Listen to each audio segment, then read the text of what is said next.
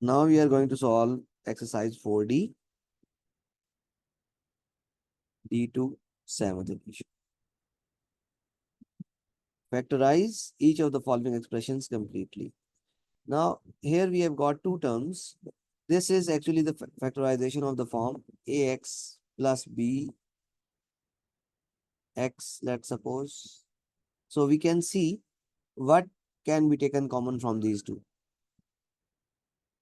X is a common factor taken common. So in between, we are left with a from this and then b from this.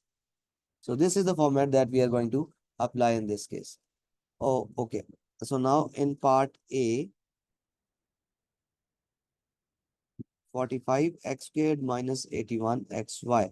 We need to observe what is the highest common factor of 45 and 81. Both are divisible by 3.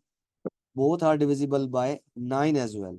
So 9 being the highest common factor, let me take it out as a common thing from 45 and 81.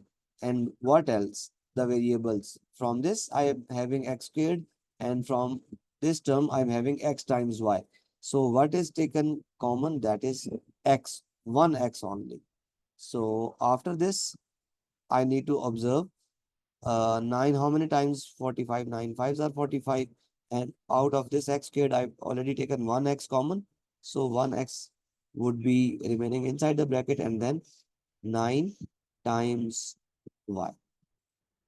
So that is the complete factorization. Okay, then it's part B, 39xy minus 15x square z. Again, I need to observe uh, the coefficients first. 15 is divisible by 3 as well as 5, and 39 is divisible by 3 and 13. So their common multiple is 3, which is the HCF of these two as well. So I can take common 3.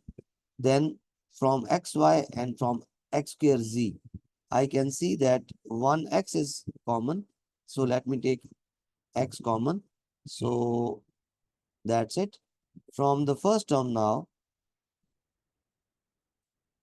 39 xy. I've already taken this 3 common, since I can write down this 39 as 3 times 13. So this 3 has already been taken common. So now I'm left with 13 times this y, because this x has already been taken common. Then minus this one. From this 15, I can write it down as 3 times 5. So this 3 has already been taken common. So I would be left with just 5. From x square z, I have taken 1x common, so I would be left with x and then z. So that is the complete factorization of the part. Okay. In the same pattern, let me solve part C, which is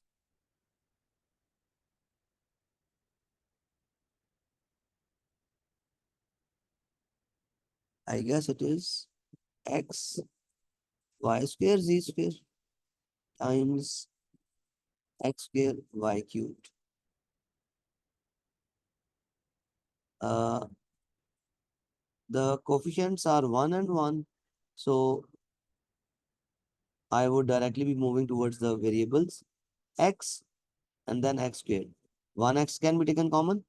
Then it is y squared and then y cubed. Y square common. Then I'm left with z square from this term and 1x and 1y from this term. So that would complete the factorization. And in part D,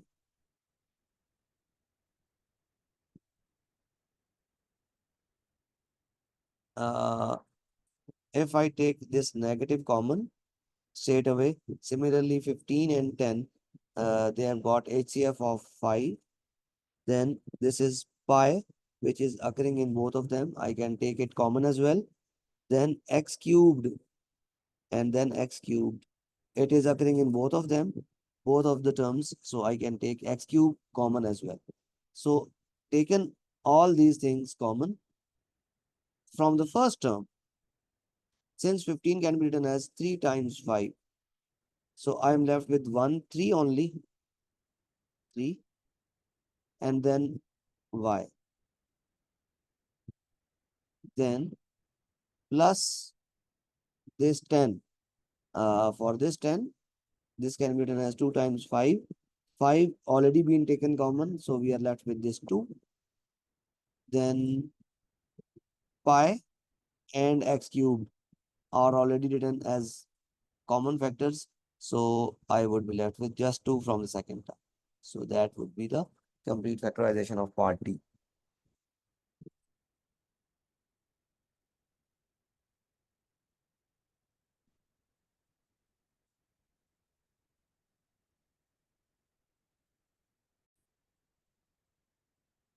Now it's question number 2.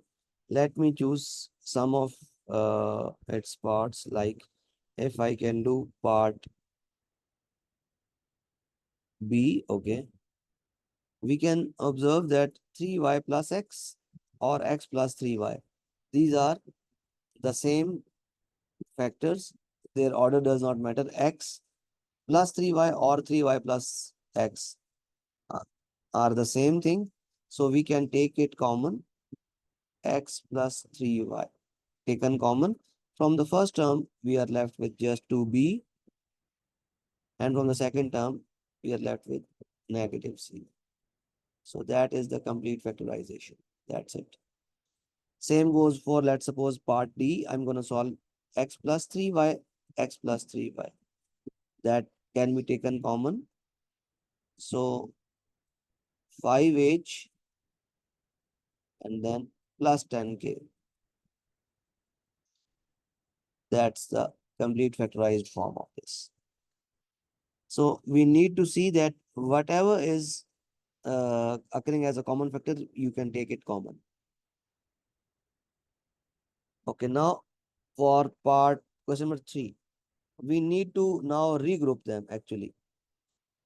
Fact question 3 part A, let me solve it first. Ax minus 5a plus 4x minus 20. Okay, you need to observe what can be taken common from these.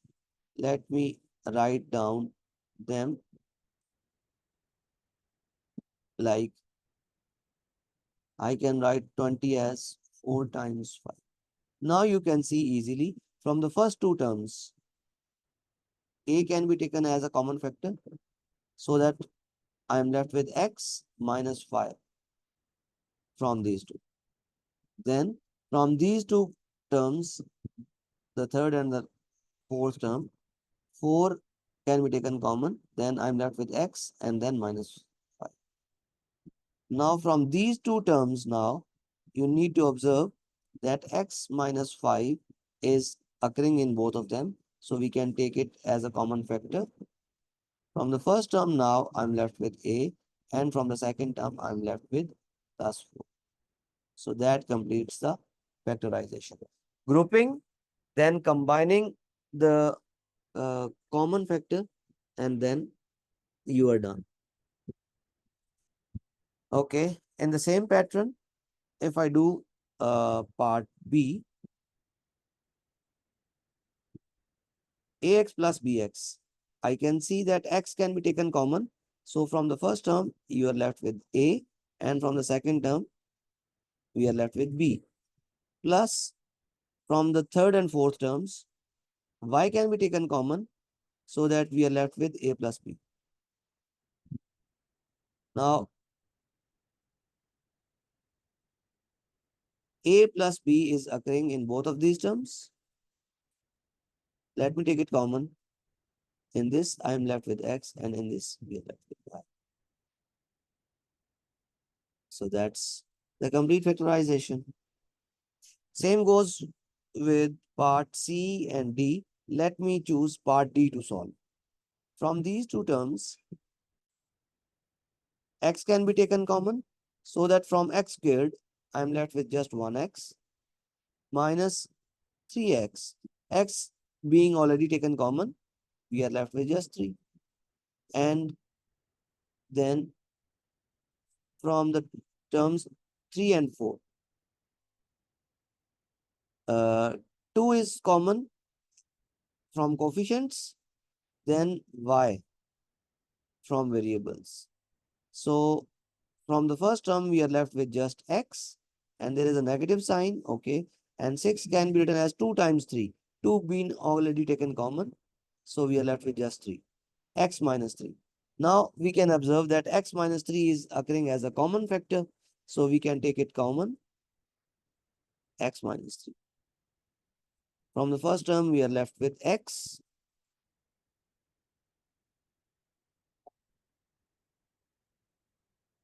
and from the second term, we are left with 2y. So that's the factorization of this. In the same pattern, now question number 4 is exactly of the same pattern. You need to observe that what can be taken common. A plus B can be taken common as a whole factor. So from the first term, we are left with x plus y. Okay. And then from the second, negative times y plus z. It's better to put this bracket because there is a negative sign outside it. So we need to be careful. So again, a plus b would remain intact, x plus y intact. Now opening this bracket, this will give me negative y and negative z. So I can cancel this y inside the bracket. Now I'm left with x minus z, and this was already a plus b. So that's the complete factorization.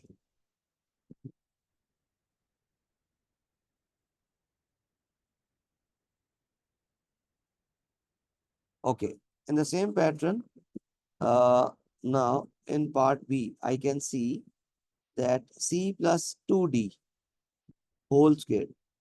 That actually means c plus 2d multiplied by itself, then negative times c plus 2d, then 3c minus 7. Okay, now it is very much clear that c plus 2d is occurring in both these terms. So let me take that common. So from the first term, now I'm left with this c plus 2d, and from the second term, 3c minus 7.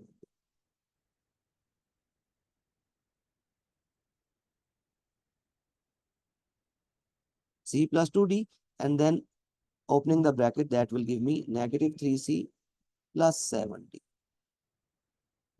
Now we can further simplify the like terms.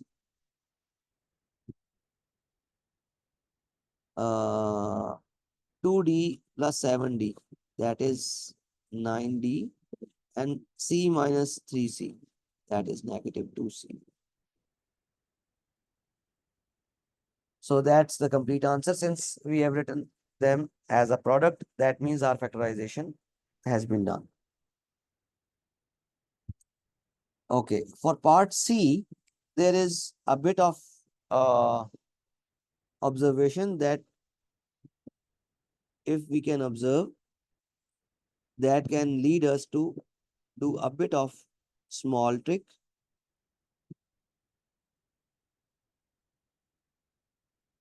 Okay, this is k minus 2h, but here I am having 2h minus k. The only difference is the difference of the signs.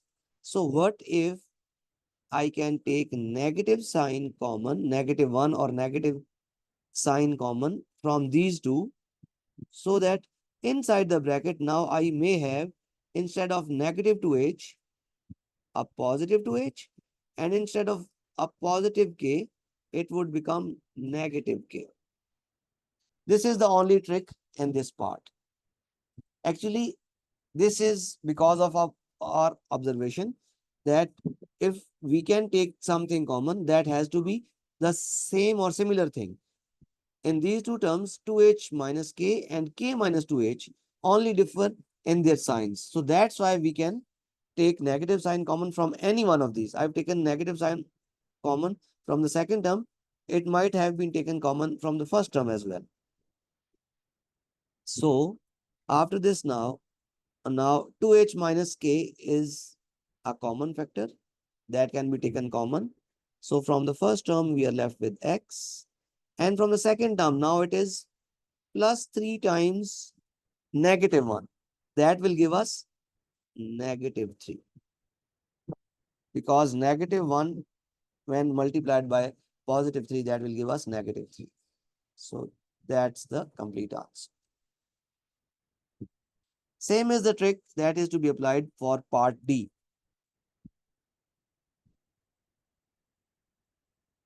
6x 4m minus n minus 2y times n minus 4m. Okay.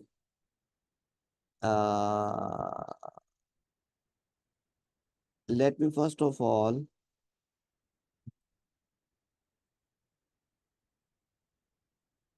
concentrate on the same thing. Negative 2y taken. Nothing has been taken common yet. But now I need to take negative sign common from these two terms so that I may write it as positive 4m and negative n.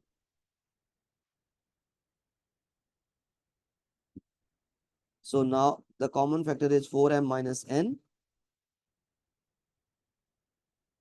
Then 6x from the first term and negative 2y times negative 1. That is positive 2y. And now finally, I can take 2 common from these two so that I may have 4m minus n times 2 taken common 3x plus y. Or to write it more precisely, 2 taken as a whole common factor, then 4m minus n 3x plus y. So that is how we had to solve part D.